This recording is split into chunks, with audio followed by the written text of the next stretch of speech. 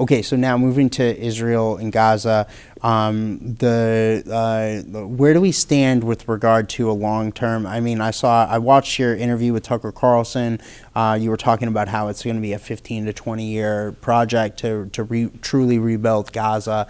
Talk to us a little bit about where do we stand in terms of the situation there at this point. Well, I mean, there are some aspects of it that are disappointing to me. I wish we could have gotten the last group of hostages out. We may still get them out. I think that it's a tense negotiation. We're in talks every single day. We're talking to the Israelis, we're talking to the Qataris, the Egyptians, the Emiratis.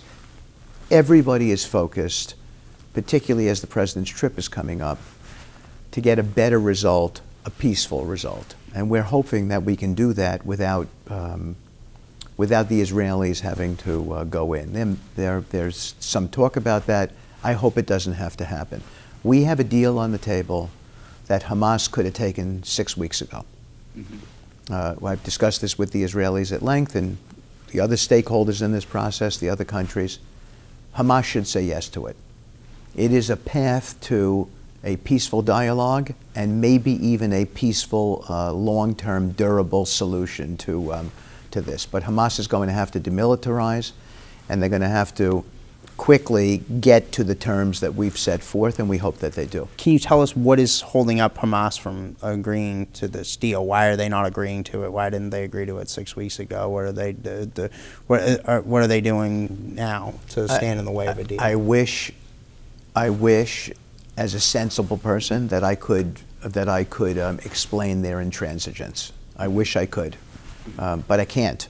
And remember, I'm not talking to them directly, so there's some dilution because we're talking indirectly through people, and indirectly is not necessarily the best way to negotiate, but in this particular circumstance, talking to a terrorist group, I might do it if the president allowed me to do it, but it doesn't feel to me like it's something that we belong doing right now. They need.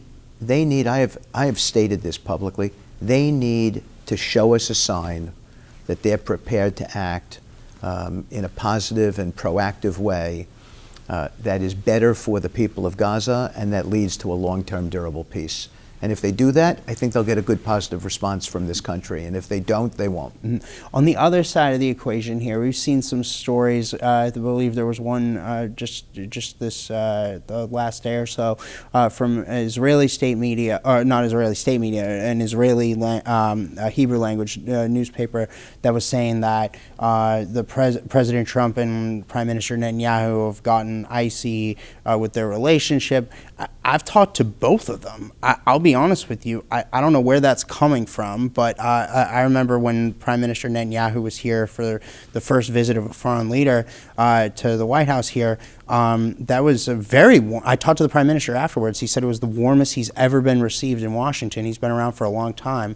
What say you in response to that stuff? Are those reports to be believed? Are President Trump and Prime Minister Netanyahu on the same page here? Look, I tell you, Matt, first of all, me and you, sounds like we have a very similar thought process, that half these reports we discount. So sure, maybe we should discount more than half the reports. Maybe most of them, right? I think this report is going to be deadly accurate right here. But Prime Minister Netanyahu and the Israeli people are a staunch ally of the United States, and it goes back the other way. I've been at multiple meetings with the president and the Prime Minister. They're friendly. They're good friends, in fact. That doesn't mean that they agree on absolutely everything, and I think that's the tendency, right? You get a newspaper person who hears that they have a small disagreement about something that normal human beings like me and you would pay no attention to. But that particular newspaper reporter then conflates that into some large article about some massive issues that they have. It's preposterous.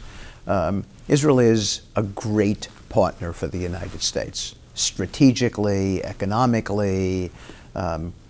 We think very much alike. We have very similar objectives.